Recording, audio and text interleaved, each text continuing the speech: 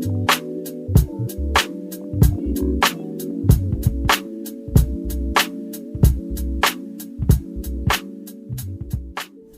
to Heart Doha PodCast. We're still, covering from Ajyal, all the most talented people we could ever meet, producers, writers, thinkers.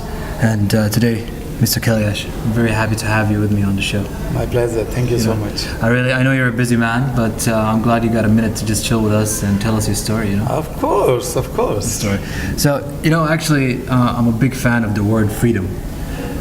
Myself, I studied politics when I was a young kid. And I'm a big fan of the idea of liberation, freedom, freeing yourself from society and becoming somehow a free man, basically, Absolutely. Actually, when we are born as free human beings. Yeah. Sorry, let me just put this closer to you, just so people can catch it. Yeah.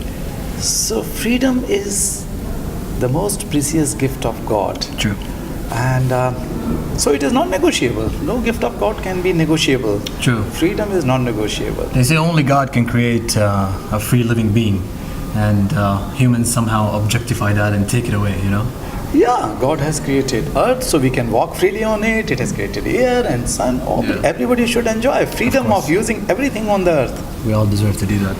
Have you always been an activist, or what's your story like? Before getting into it, like, what made you who you are?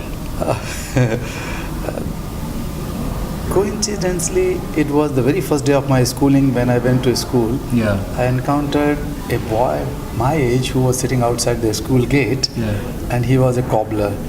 So I asked to my teacher, later on to my family, why a child is not with rest of us in the classroom? And everybody said they're poor children and they have to help families. Oh, this is not uncommon, they said. And one day I asked this to his father. He also replied in this similar manner, but much more deeper. He said that you guys are born to go to school, but we are born to work. And I refused to accept that time that some children are born to work at the cost of their freedom, childhood, education, future. No way. I cannot accept it. And I never accepted it in my life. It touched you in the heart. It touched you. It went so well. I started looking the world with a different perspective, with a different eye. And those eyes were given by that child who was looking at us miserably, perhaps to give some job of shoe shining to him. But I was trying to find the answer much more. Relating to that, because I grew up around Sudan, also originally from Sudan, and we have the same issues back home where you'd see a lot of kids who don't get a chance to actually go to school.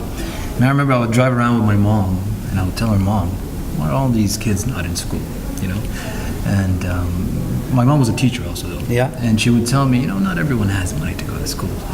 And sometimes she would, be like, well, the government didn't reach that far. Sudan is a big country. And sometimes, reaching education to rural sides of the country would be very difficult. So I would be like, well, it's the job of the government to actually do that. And I would feel touched. I was a young kid, And she would always shut me up. She'd be like, no, when you grow up, you'll understand. And I grew up and I still didn't understand, but I'm still trying to work on it.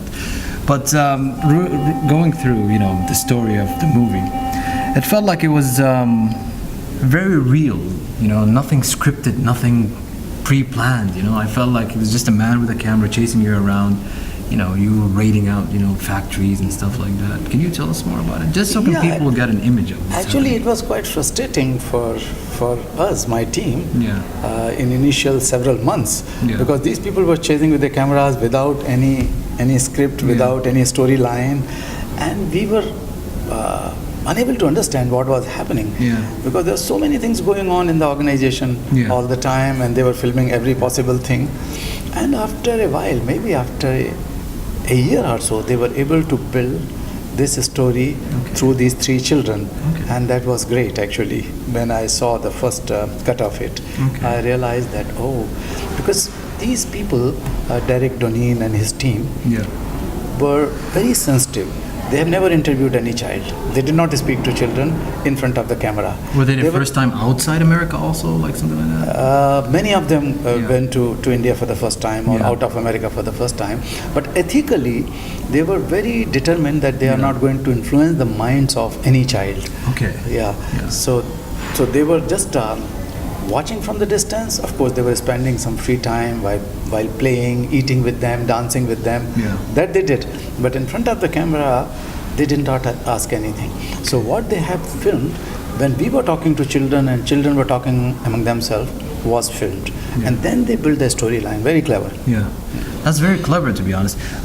Isn't it a bit dangerous for you? You know, you're kind of like an old man running around, you know, doing something. No, like who says I'm old man? I'm still a child. What are you saying, my brother? Just like, is it dangerous a bit? It is. Yeah. So, when I was, say, 26, 27-year-old, Yeah. and went to rescue such children, and I had my wife Yeah. and 1-year-old son, Okay.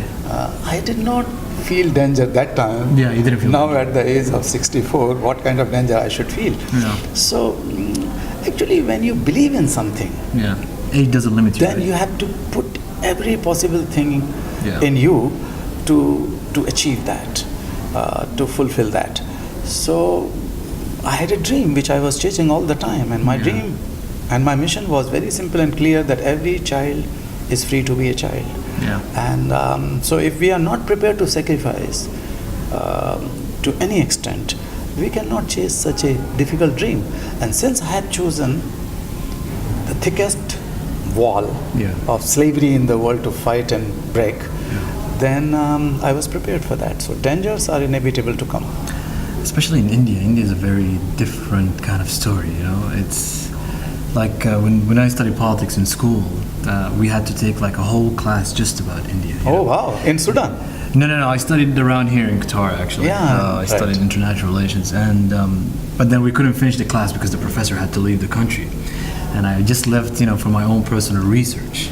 So, can you tell us a bit about what's happening in India regarding that, just for those who don't know? Yeah. You know? So as we know that India has 1.3 billion Yeah. population Yeah. It's a large in number. the world. So every seventh person lives in India. But the beauty of India is manifold. Yeah. One is that it is the largest democracy of the world. True. So we can talk to media, we can go to the court of law, we can raise our voice, Yeah.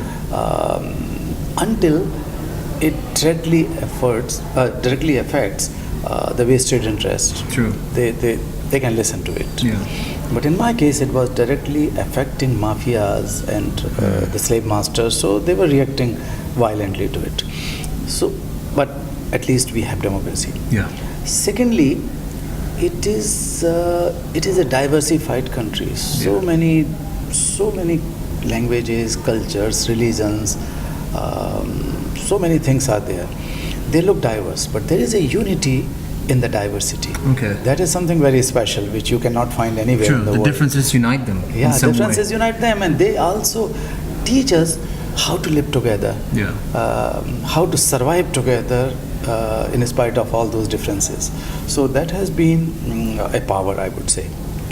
And of course, other issues like poverty, corruption, True. which are found in India, are found Everywhere in the in the world. Yeah, it's true.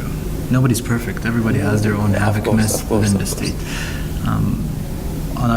Sorry, you know, it really touched me because it really reminds me of childhood days and stuff like that. Yeah. Just remembering the kids and everyone who've been through that. So knowing that you're putting your life in danger and really trying to empower these kids, is there a certain part of India who's struggling more, or is it like all over India? It's all over India. It's Oh. all over India, because the trafficking is such a lucrative illicit trade in the world and also in Yeah. India, which takes children from one to another place, and they Okay. are sold and bought like animals, and sometimes in lesser price than the animals. Yeah. Sorry. So one has to work across the country, and I have been working not only in India. I have been working across 140 countries. No way. To be precise, 144 countries for Wow. last more than 20 years. Wow. And apart from India, I started working in Pakistan, Nepal, Bangladesh, all neighboring countries in mid-80s. Yeah. So almost 30 years. I've actually been to Thailand, you know, like a couple of years ago, and I did see some of this like kids being overworked, young kids like 6-7 years, and this was my first encounter to go to Asia, to be honest. And I really felt emotional. I was asking them, why are these kids working so late at night, and they would beg for money and then they'd go give it to like an older man who's responsible of this little gang and clan. Do you feel like there's a role throughout international organizations trying to tackle this? Of course, why not? First of all, there are several international commitments under the declarations and treaties and conventions and so on. So they have to be respected. Why we go through all this United Nations processes and meetings and conferences and general assemblies, we come out with certain commitments and certain resolutions. But we don't follow it, especially when it comes to the children. So there should be some sort of moral obligation, moral responsibility of the international community to prioritize the issues of children. Secondly, the governments and everyone should feel that if we invest on our children now, that is the investment in the present, but also investment in the future. So the return would be multiple times more. If we invest in education of children, then these children would be empowered. They would be self-reliant, and they can take care of all the generations to come if we protect and educate one generation, this generation. And you know what, even international organizations, I don't feel, of course, as much as they try to do so much, also even states they need to actually take some responsibilities within themselves to understand what's happening throughout their throughout their state, what they can implement throughout laws, throughout awareness, actually empowering police, like doing some sort of a strategy that could also help international organizations. Like some people, they just sit down and they be like, why don't international organizations come to my country and save me? You know what I mean? No, I'm talking about international organizations, but intergovernmental agencies, like United Nations, and then ILO, UNESCO, UNICEF, World Bank, WHO, UNDP, UNODC, so many, programs of United Nations or bodies of United Nations. They should take some moral responsibility. Then comes to the national governments, primarily, because the laws are there, constitutions are there, constitutional guarantees are there. So government should fulfill, all states should fulfill those constitutional mandate and guarantees. They are connected with. And then, of course, the civil society, the faith institutions, the business community has to play much more bigger role now. So their role has grown multifold, but also their responsibility also has grown multifold in the development, in the human rights, and the peace areas. So all stakeholders should feel some sort of responsibility, moral obligation for the children. Of course. And we should feel that they are all our children. Of course. If they are these children who are affected due to global warming and climate change and displaced from their countries and from their situations, or the children who are bound to leave the country and becoming refugees and navigating a safer place to stay tonight and looking for food next day. These refugee children are also our children. It is the collective responsibility of all of us. It's an international moral kind of obligation, to be honest. Absolutely. I don't care if you're in India or you're in Sudan or they're all children. They all deserve to have a decent life. And if the older generation doesn't provide that, it's a gone waste. It's a gone waste. Can I talk also about the film? How long did it take for you to wrap up the film? It was almost 3 years. 3 years. So for 6 months or so, they did some research. And that was quite boring thing because you're not a fan of research. And they did not come out with anything put down on piece of paper that this is something we wanted to do. It would have become easier. But they said no, we have to figure out what would be done. So that was one. And then during the film also, there were occasions when we said no to them. You cannot accompany with your camera, because if these slave masters or traffickers spot the cameras around them, they will remove the children. I cannot sacrifice this. So I told them that my priority are children, to rescue them, not your film. And they were very upset and frustrated, but I said no to them.